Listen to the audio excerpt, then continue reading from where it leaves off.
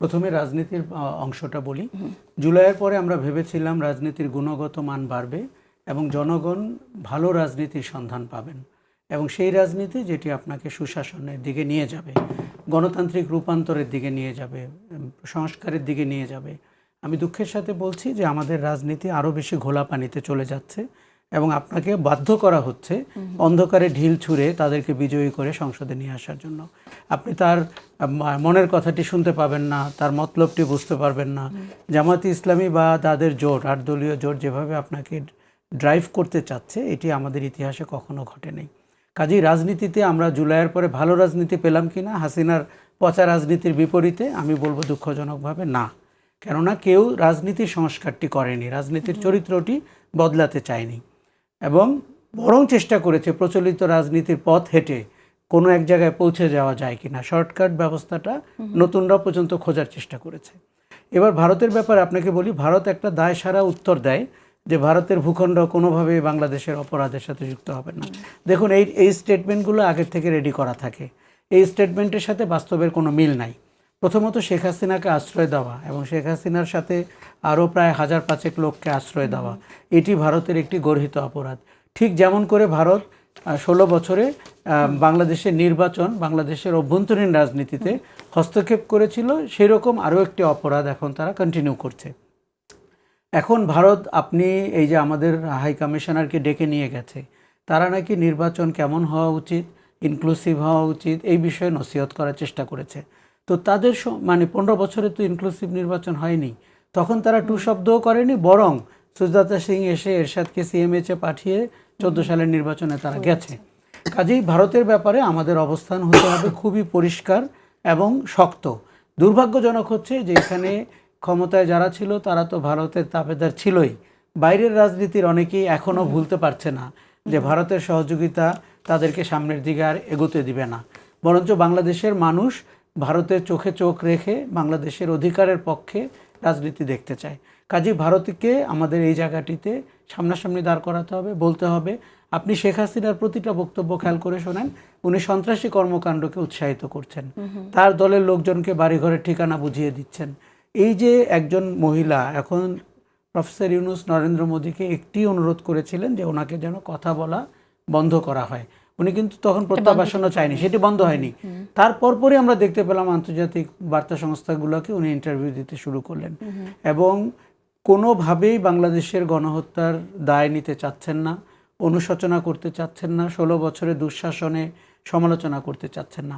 উনি উল্টো বাংলাদেশের তরুণদেরকে তালেবান, মৌলবাদী, জঙ্গি, হিজবুত তাহরির এগুলো বলেছেন।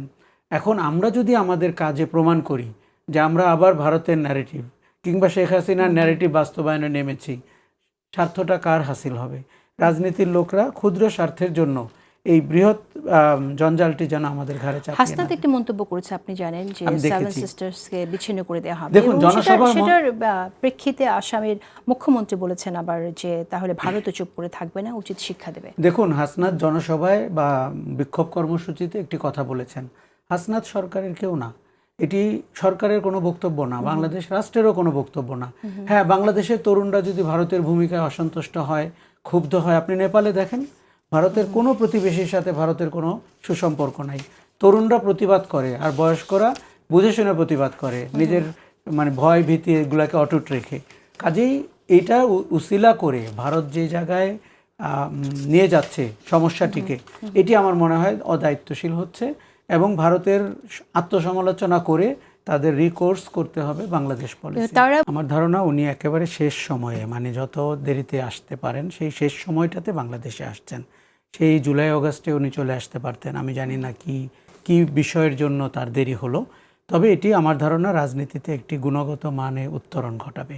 কেননা আমরা জানি যে বড় দলগুলোতে একক ব্যক্তি অনেক সিদ্ধান্ত নিতে পারেন, অনেক সময় স্থায়ী কমিটি অনেকে মিলেও তা করতে পারেন না।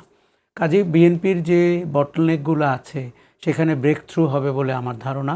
তাদের নেতৃত্বের জায়গাটি, তাদের দলীয় শৃঙ্খলা, সাংগঠনিক জায়গাটি, এমনকি চূড়ান্ত মনোনয়ন এবং নির্বাচনের মাঠে বিএনপিকে পরিচালিত করার এবং ভোটের যুদ্ধে বিএনপিকে বিজয়ী করে ঘরে ফেরানোর এই পুরো কাজটি তিনি অনেক সুচারুভাবে করতে পারবেন।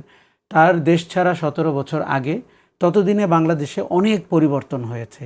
ততদিনে মানে জুলাই অভ্যুত্থানের মতো একটি ঘটনা ঘটেছে, বিএনপি প্রায় 16 বছর ক্ষমতার বাইরে, সব মিলিয়ে আমার মনে হয় একটি একটি নতুন রিয়ালিটিও তার জন্য।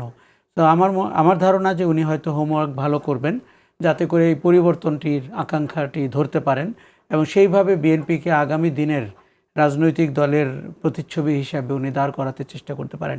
যেই জিনিসটি জরুরি হবে, আপনি জানেন যে উনি বিএনপির প্রধানমন্ত্রী ক্যান্ডিডেট, কাজেই বিএনপি বিজয়ী হলে তাকে দেশ পরিচালনার দায়িত্ব নিতে হবে।